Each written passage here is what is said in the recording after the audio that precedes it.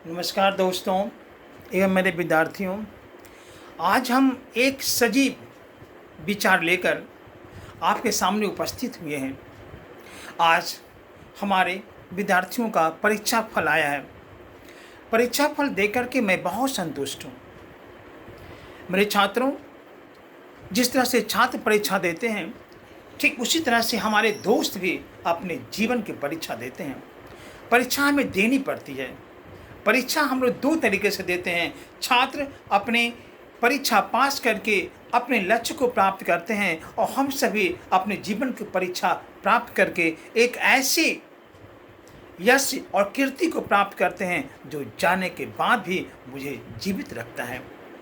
इससे मेरे मित्रों एवं छात्रों, अपनी परीक्षा में सफल होने के लिए सबसे बड़ी बात क्या है? वह है कर्मनिष्ठ बनना, अभ्यास करना और अपनी छोटी छोटी जो गलतियां होती है ना, उसमें सुधार करना।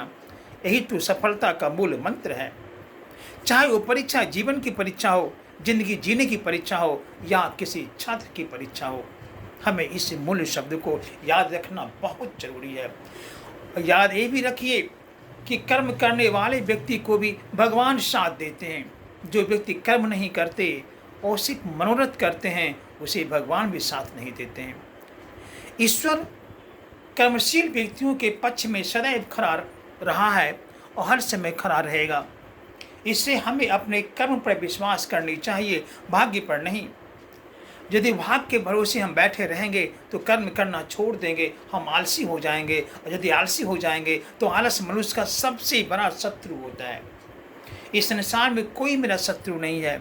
मेरे शरीर में अस्तित्व जो मेरा आलस्य है, वही हमारा सबसे बड़ा शत्रु है। इसलिए मेरे परीक्षा देने वाले विद्यार्थी हो या मेरे दोस्त हो, सबसे नम्र निवेदन है कि अपने शरीर से आलस्य को छोड़िए, क्योंकि आलस्य ही संसार में सबसे बड़ा शत्रु होता है। इसलिए हमें पहले सबसे बड़े शत्रु का दमन करना चाहिए। तब आप देखिए, आपकी परीक्षा सिर्फ और सिर्फ सफलता ही दिलाएगी। अतः पुनः मैं इस अभ्यास को आपके बारे में रखना चाहता हूँ। अभ्यास निरंतर करते रहिए और विश्वास ईश्वर पर कीजिए, क्योंकि ईश्वर ही हमें अपने आशीष के द्वारा हमारे रास्ते पर आए हुए बाधाओं को निर्मूल कर सकता है। इसलिए अपने कर्म और विश्वास दो चीज़ को सतत बनाए रखिए। फिर आप देखिएगा कि आपकी परीक्षा शाश्वत हो रहेगी। चाहे वो परीक्षा किसी भी तरह की क्यों ना हो, वो परीक्षा आप सफल होइएगा।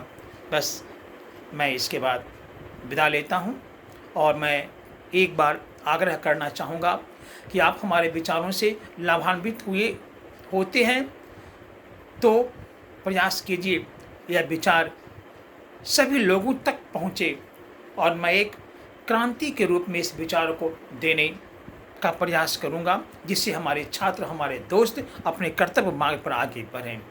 जय हिंद।